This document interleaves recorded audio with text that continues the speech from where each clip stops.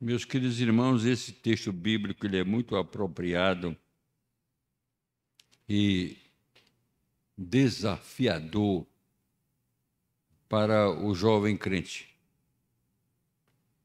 Mas não somente para o jovem crente, o é para todos nós que temos fé em Deus. A pergunta inicial que a gente faz é: você estaria disposto a colocar o seu pescoço na guilhotina, a encarar a própria morte por amor a Deus, ao Deus que você crê? Nesse mundo secularizado que nós estamos vivendo, em que cada dia mais o temor a Deus vai ficando de lado, e nós vamos assumindo novos valores para a nossa vida, para a nossa família, para a nossa existência de uma maneira geral. Quantos cristãos hoje estariam dispostos a morrer por amor do Senhor Jesus? Certamente vocês já ouviram aquela história, e pelo menos alguns aqui já ouviram,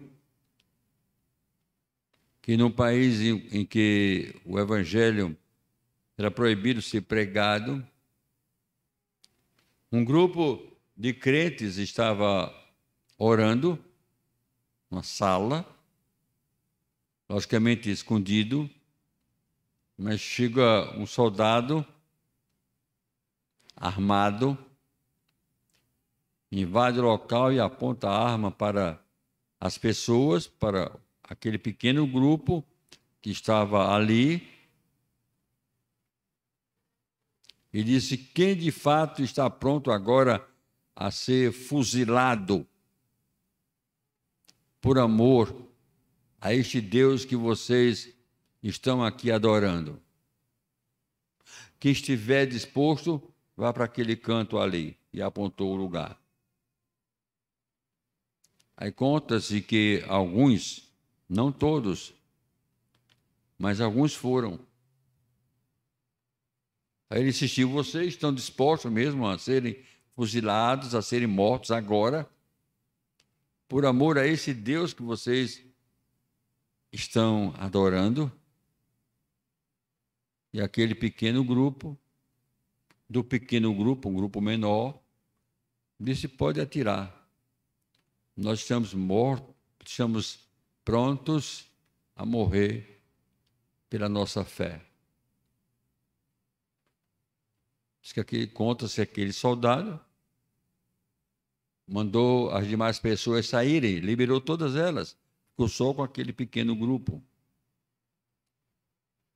Quando ficou com o pequeno grupo, fechou a porta, colocou a arma de um lado e disse: que bom que eu também professo essa fé, mas eu quero orar com as pessoas que creem naquilo que pregam.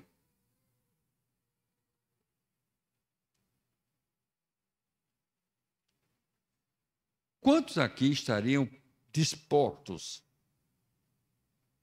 a colocar o pescoço na guilhotina por amor à fé que dizem professar?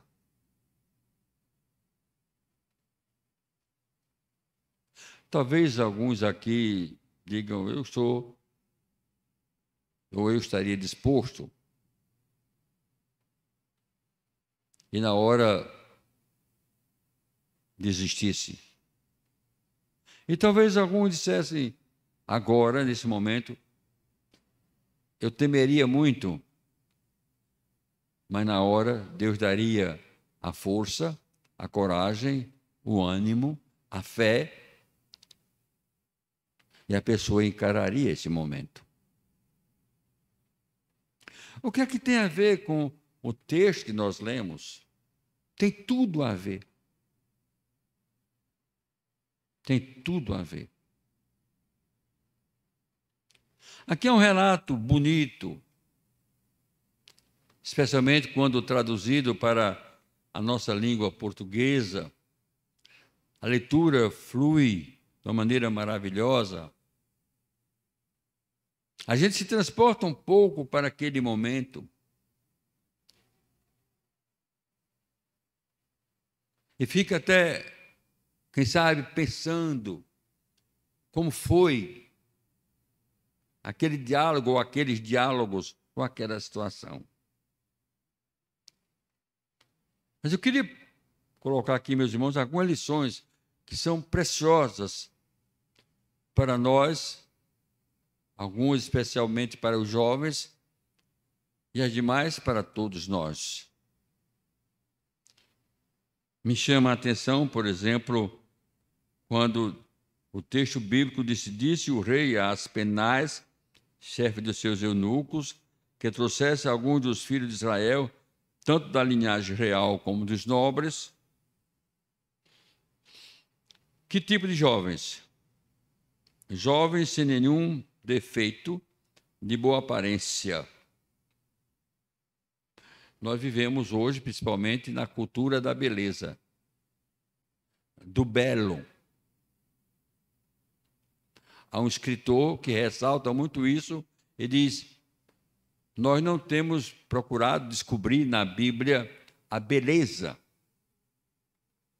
que a Bíblia ressalta, não somente dos jovens, mas da vida cristã, e a começar mesmo da criação, a beleza da criação. Quando o Gênesis começa a descrever a criação, sempre ressalta uma expressão: e viu Deus que era muito bom. E viu Deus que era muito bonito. A natureza ainda não tinha sido corrompida, estava sendo criada, e Deus criou tudo belo, tudo bonito.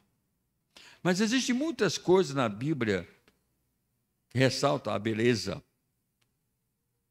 Salomão ressalta muito isso nos provérbios, especialmente nos cânticos, ressalta a beleza. Os salmistas, não só o salmista Davi, mas os salmistas, de uma maneira geral, ressaltam a beleza da natureza, a beleza do céu, a beleza do firmamento. No Apocalipse, como nós colocamos hoje pela manhã, o céu é descrito de uma maneira extraordinariamente bela. Enquanto o céu é descrito de uma maneira extraordinariamente bela, do outro lado, o inferno é descrito de uma maneira terrível.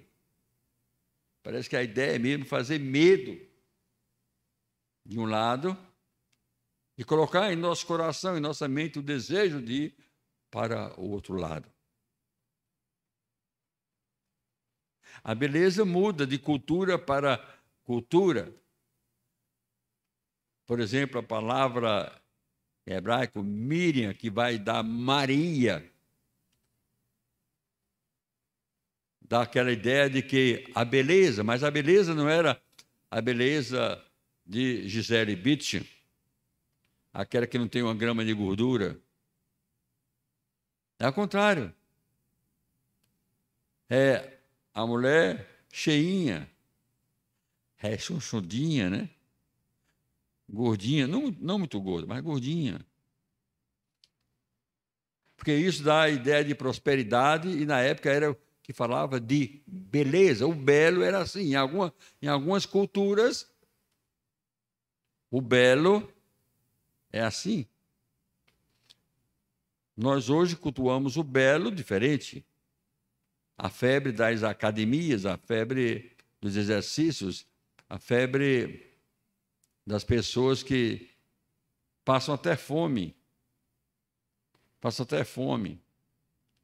É tanto regime, é tanta coisa que não pode aumentar uma grama. Quando chega numa balança que a balança está um pouco desconcertada, que tem meio quilo a mais, diz: a balança está errada, a balança está errada. E já vai correr para a academia.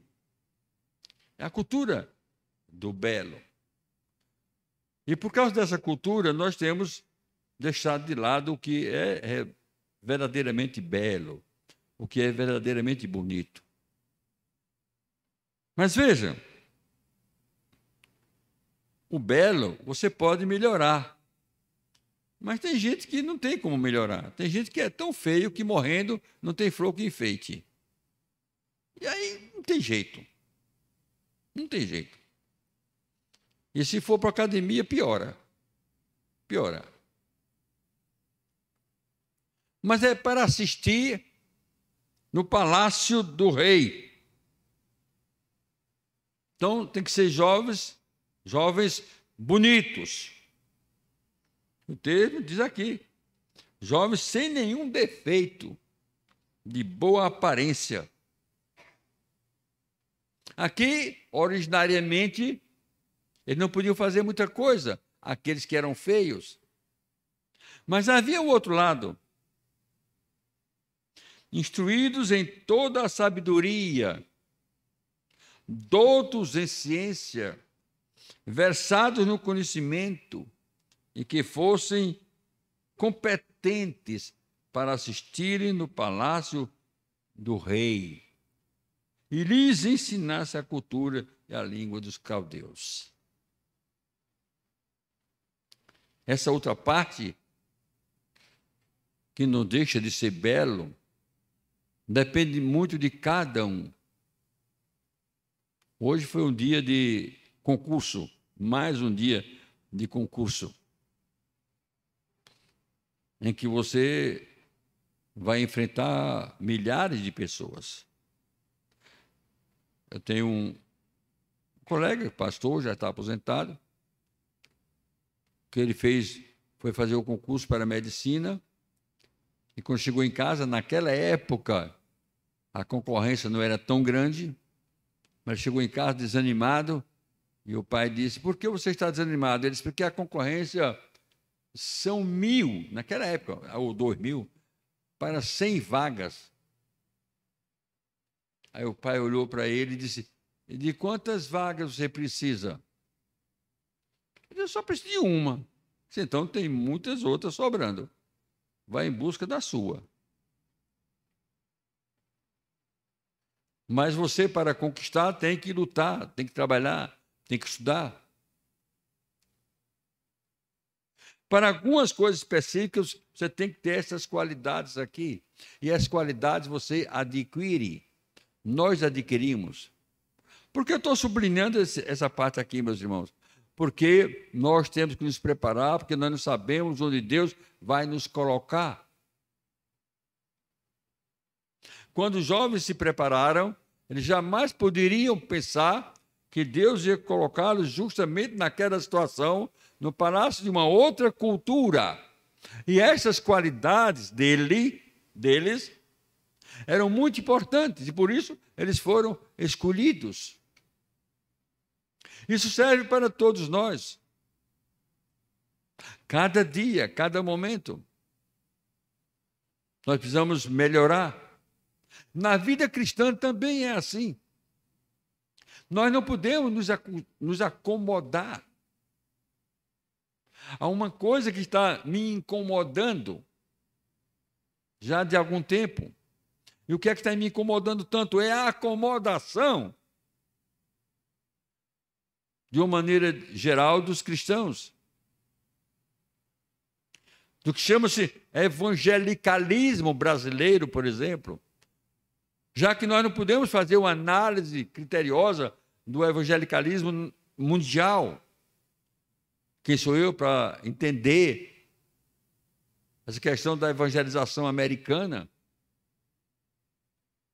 Se nós já temos dificuldade em entender a evangelização aqui,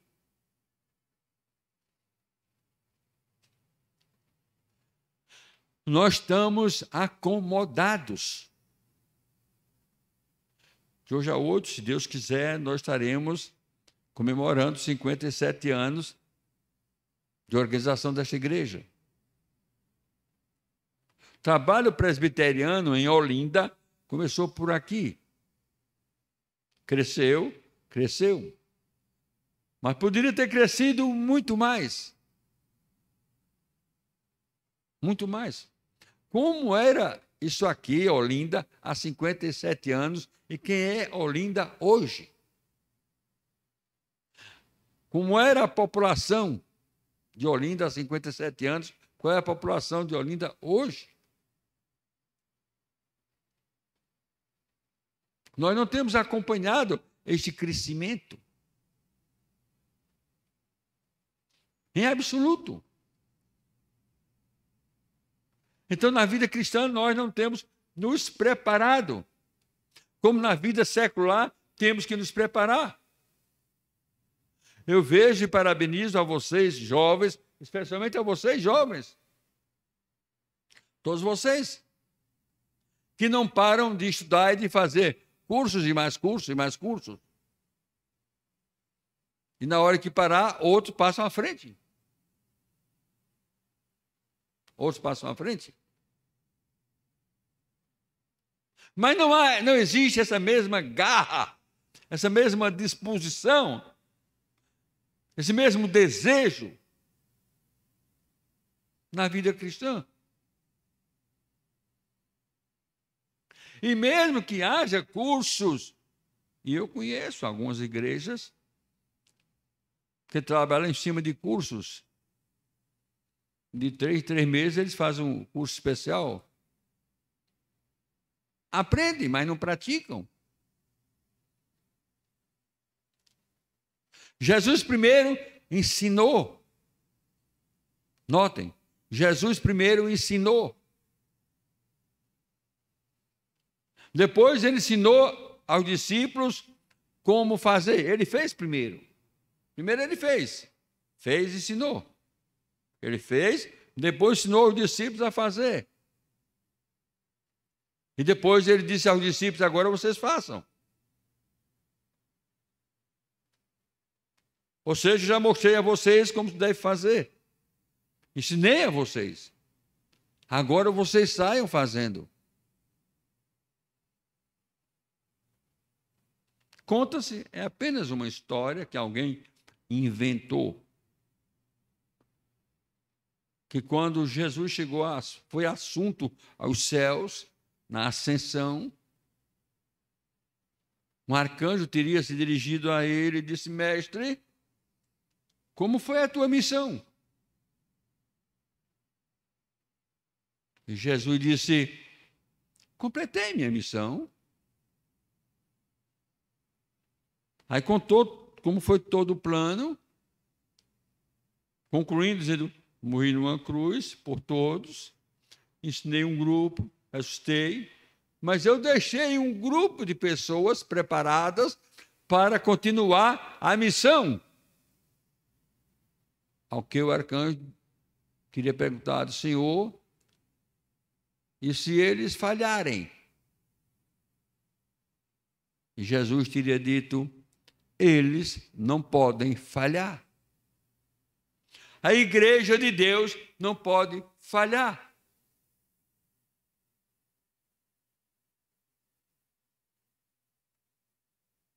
Nas cartas do Apocalipse nós encontramos, eis que diz, estou rico e abastado e não preciso de coisa alguma. Não sabes tu que és pobre, miserável, cego e nu? Ou seja, eu tenho tudo. Não preciso de mais nada. Então vou me acomodar. Eu já comprei o bilhete da passagem para o céu. Minha passagem já está garantida, já está no bolso. A minha passagem está no bolso. Quem quiser que cuide da sua. É assim que nós, em regra geral, no Brasil hoje, estamos vivendo.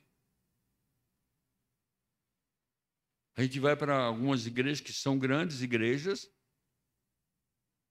superlotadas no domingo, na semana vazias, e não tem uma congregação.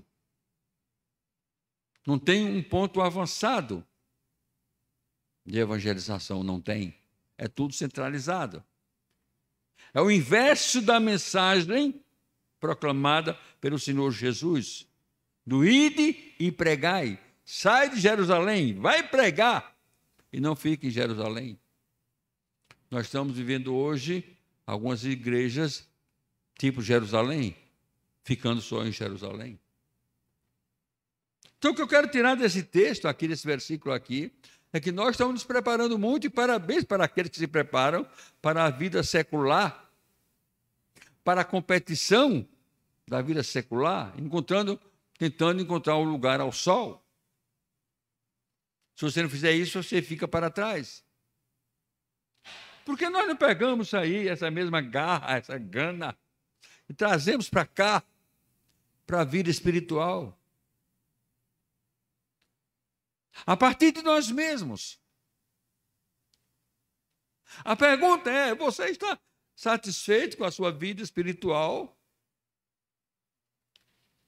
Como é que está a sua vida espiritual?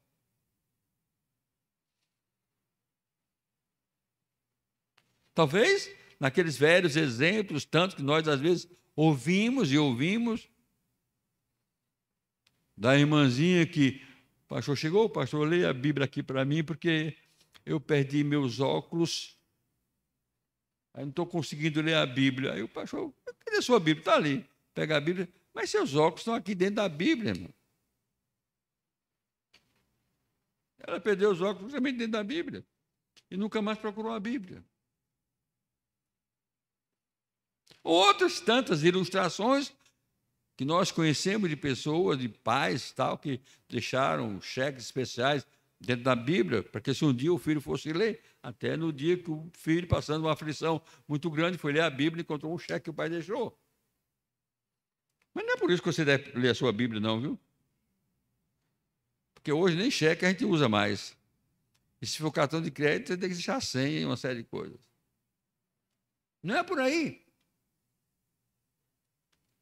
É porque nós estamos vivendo, meus irmãos, uma situação inversa do que a Bíblia nos ensina e quer e do que Deus requer de cada um de nós. A pergunta é: você tem prazer na lei do Senhor e na sua lei meditar de dia e de noite? Quanto tempo você gasta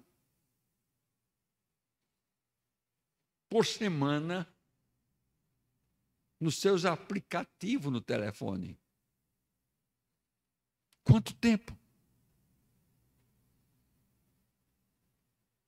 De manhã, de tarde e de noite.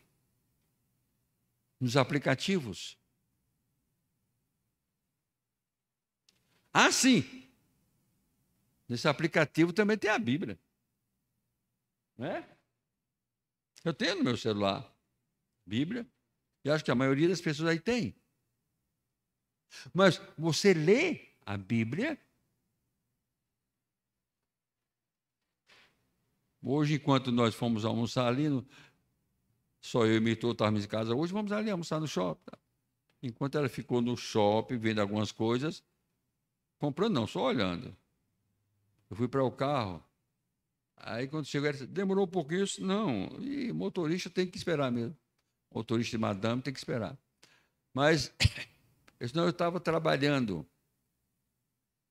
Trabalhando? Sim. Eu estava passando uma mensagem para o conselho. Foi passado lá do shopping. Eu me lembrei, lá mesmo, shopping, trabalhando. Hoje, pelo menos alguns médicos, tem um médico que a gente marca para 3 horas, ele atende 6 horas da noite e às vezes 6h30. Dá para ler quase a Bíblia toda. Você tem que ir com o telefone carregado. Você sabe quantos livros você lê da Bíblia, só esperando o atendimento médico? A maioria não lê. Agora ali aproveita e vai falar com todo mundo. Estou condenando a rigor essa parte, estou dizendo que falta outra parte. E assim a gente passa a semana toda. Uma facilidade tão grande que a gente tem de ler a Bíblia, de orar. Não é bom você ir orar no consultório, porque senão você dorme mesmo. E passa até o horário lá também. Mas vamos mais adiante. Uma coisa importantíssima que me chama a atenção nesse texto é que aqueles jovens estavam dispostos a testemunhar o Deus deles em terra estranha, colocar a cabeça a prêmio. Eu tenho que me preparar, todos nós temos que nos preparar, para onde Deus nos colocar, ali nós testemunharmos o Deus que nós temos. Paulo, em uma de suas cartas, ele pede oração por ele, para que Deus dê a palavra a ele, aonde ele está, onde é que ele está? Está preso. Ele não diz, para que Deus me livre desta prisão. Mas era normal, não era? Ninguém censuraria Paulo de pedir oração aos irmãos para que ele ficasse livre da prisão. Ninguém. Mas a oração dele é para que os irmãos, a intercessão, o pedido deles, é para que os irmãos orem por ele, para que Deus dê a palavra a ele no momento ali, aonde ele está. Porque onde Deus te colocar, ali é o lugar onde você deve proclamar esse Deus que você professa. O pessoal é tirado da terra, pessoal escravo. Ah, tudo bem, muitos escravos gostariam de estar na posição deles, aonde? Vão servir no palácio do rei. E no palácio do rei, a coisa é diferente. O que é? Vão comer da comida do rei e beber do vinho do rei. Você há de supor, você há de convir que o rei não vai beber vinho ruim. Pessoal, beber vinho é pecado, se for ruim, é pecado e muito. O rei bebe do melhor vinho, a comida da melhor. Muitos escravos gostariam de estar ali onde eles estão. Parece uma situação confortável, mas eles colocam no coração não se contaminar. Porque aquela bebida, aquela comida é oferecida aos deuses pagãos. Aquele vinho é para os deuses pagãos. É idolatria. Eles estão se recusando a comer? Não. Porque eles sabem que aquela comida é oferecida aos deuses estranhos. Então eles colocam no coração um propósito. Eu não vou me contaminar com esta idolatria.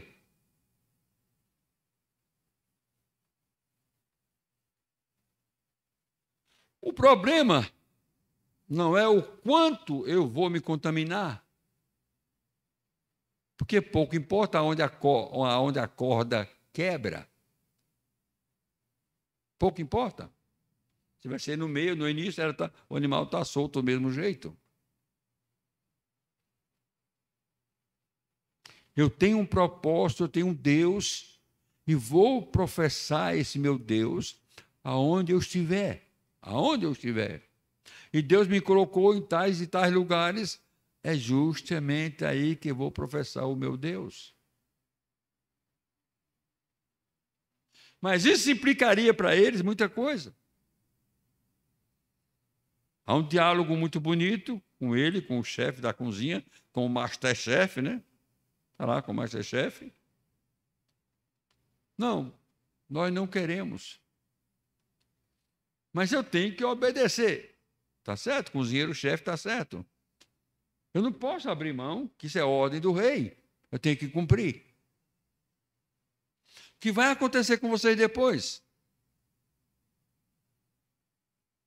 Eles fazem um desafio. Daniel faz um desafio.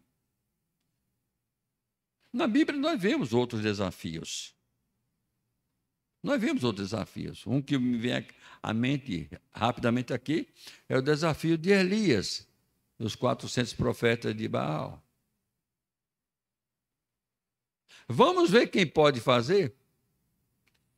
Prepara a carne, prepara o altar, prepara tudo. O Deus que responder com fogo, este é Deus. Vamos deixar que ele responda. Elias fez aquele desafio. Esses jovens estão fazendo um desafio num lugar diferente. Eu creio num Deus que é poderoso, que eu posso desafiar o reino da Babilônia.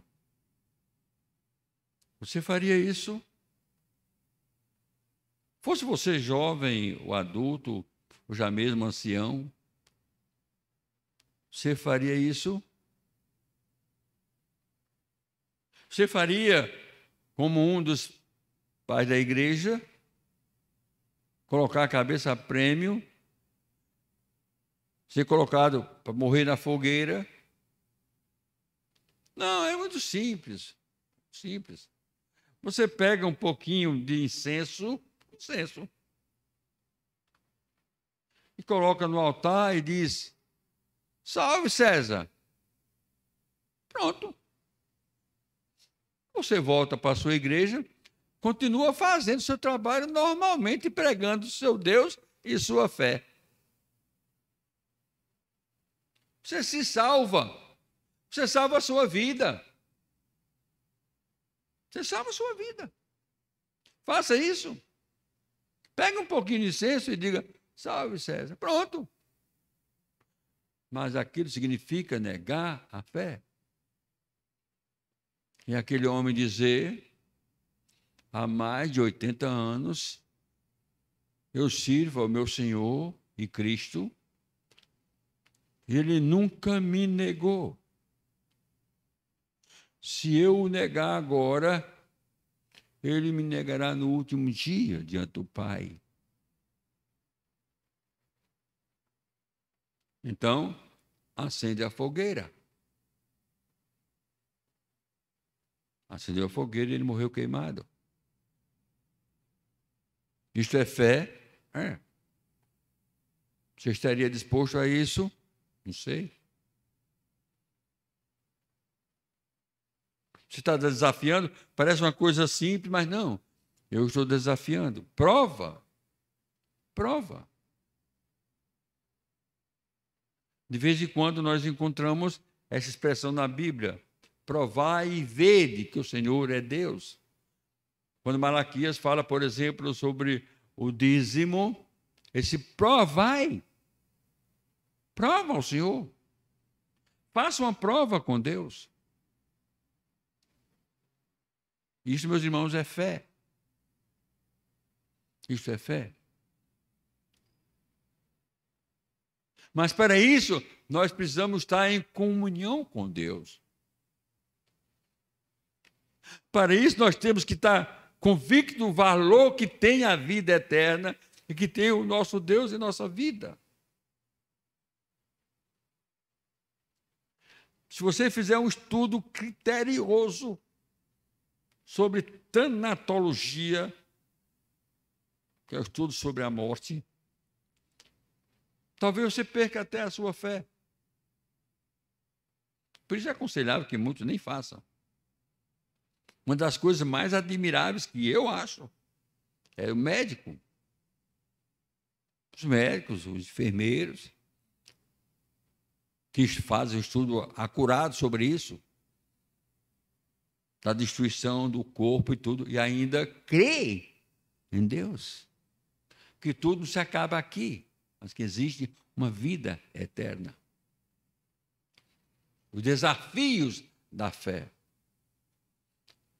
O tema nessa noite não é outro, é o desafio da fé.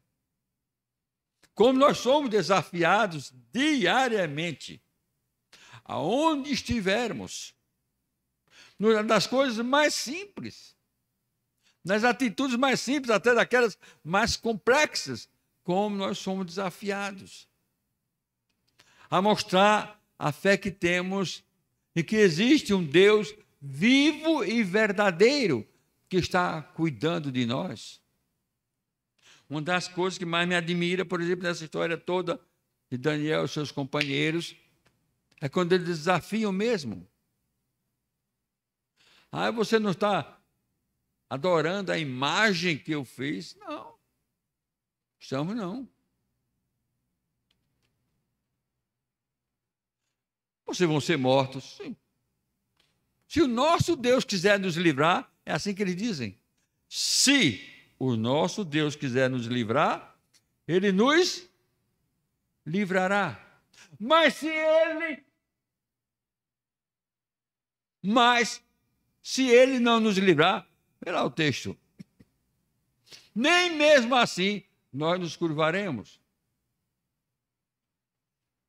Era muito fácil para gente dizer, eles criam perfeitamente que Deus ia livrá-los. Mas o texto não diz isso. Eles não afirmam isso. O que eles afirmam é, se Deus quiser nos livrar, Ele nos livrará. Mas se Ele não quiser nos livrar, nem mesmo assim, nós nos curvaremos, nós adoraremos esta imagem.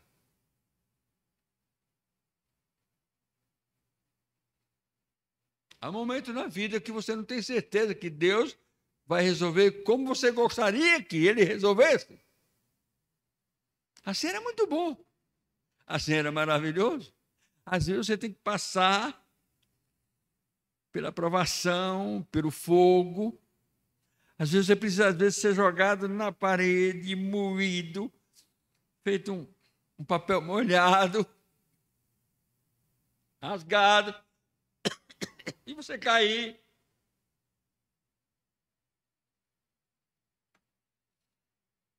Para Deus agir na sua vida. É muito fácil. Seria muito fácil. Mas aí a vida cristã não teria o sentido que tem. Não teria. Se fosse assim, os apóstolos não teriam sido mártires. Se fosse assim, uns não teriam crucificado de cabeça para baixo, outros não teriam sido degolados, outros não teriam morrido através de flechas, alguns profetas do Senhor não teriam sido cerrados no meio, Não. Aí você pergunta, tem nexo? Como explicar que eu estou fazendo o trabalho do Senhor, do meu Deus, tenho fé nele, e por isso eu sou cerrado no meio? Eu sou crucificado de cabeça para baixo? Ou eu sou degolado? Isso é a contra-razão. Aquilo que John Stott chama de contracultura. É a contracultura. A lógica seria o contrário. Eu desafio e Deus me livra. Coisa maravilhosa. É tão bom nós contarmos exemplos vitoriosos assim, nesse sentido. Orou, e quando orou, Deus mandou fogo do céu. E quando Deus mandou fogo do céu, consumiu o altar, consumiu tudo, tal, que maravilha. É. Mas em outros casos não são assim. Lê a história dos heróis da fé, lá da carta aos Hebreus, que pode ser a sua história, pode ser a minha história, pode ser a história de cada um de nós. Por que você está vivendo nessa penúria, nesse seu sofrimento? Por quê? Enquanto eu meditava nisso, aí me veio um pensamento, quando eu chegar lá no céu, sim, que eu vou chegar lá. Quando eu chegar lá no céu, meu Senhor e Mestre pergunta, meu filho, existe uma cicatriz aí na tua alma. Existe aí na tua alma, meu filho, uma mancha. O que foi que houve? E eu lá na rede pensando, que às vezes minha mulher pensa que eu estou dormindo, eu estou meditando. Estou pensando aqui nessa mensagem, o que eu direi a meu Senhor? Meu mestre, meu Deus, meu Senhor, tu que já fizeste tudo por mim, limpa completamente essa cicatriz, essa marca. Paulo fala das marcas lá na carta aos Gálatas. Limpa completamente, Senhor, para que eu me adentre à eternidade completamente limpo. Enquanto eu pensava nisso, com os olhos fechados, aí meu Senhor me dirá, filho, eu já limpei. Entra no gozo do teu Senhor. Entra no gozo do teu Senhor. Fecharei meus olhos para este mundo, abrirei para a eternidade. Totalmente limpo. De mágoas, de tristezas, de qualquer coisa. Porque lá nós só entramos assim. Ele vai fazer comigo e com todos nós, sabia? Não é só com Adalto, não. Todos nós. Lá só entra assim. Lá no céu só entra pecador redimido.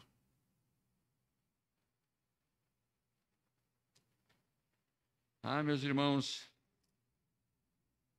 as penais quis mudar, aliás, o chefe dizendo, quis mudar os nomes desses homens de Deus.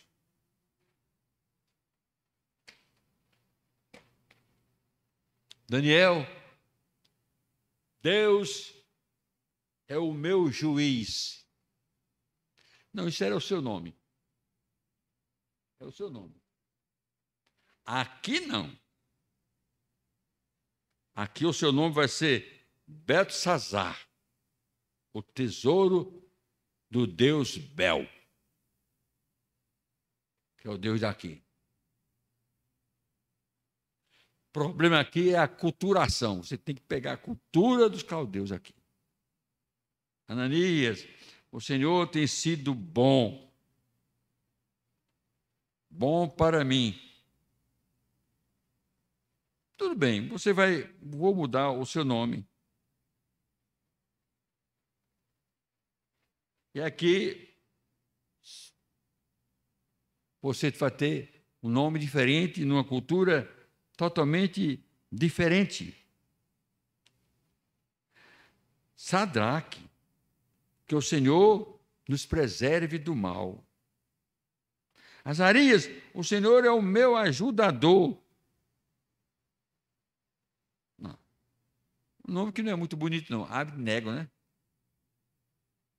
Servo do Deus Nego, que era Deus lá da Babilônia. Servo do Deus Nego. Misael, aquele que vem de Deus. Os judeus colocavam os nomes, geralmente os orientais fazem isso, sempre ligado a alguma coisa.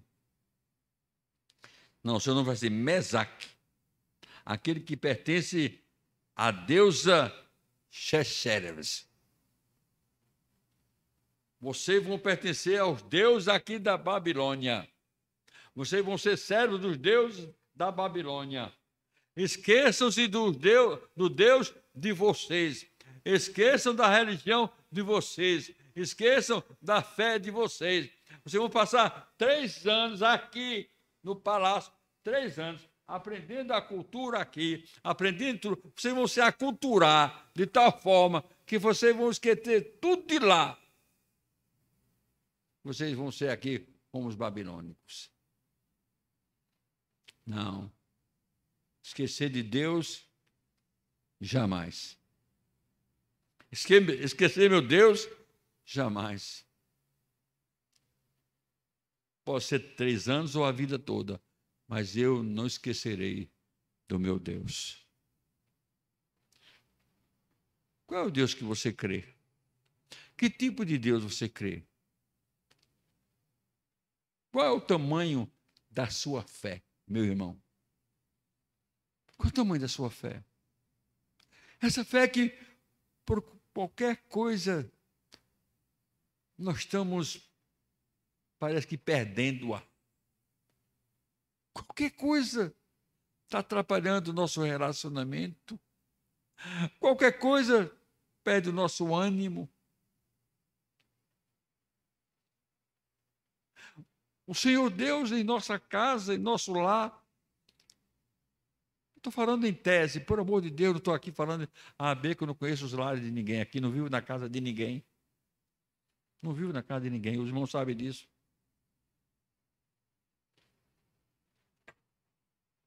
Por isso eu não sei qual é a influência que Deus tem na sua casa, com você, sua esposa, seus filhos, sua família, não sei.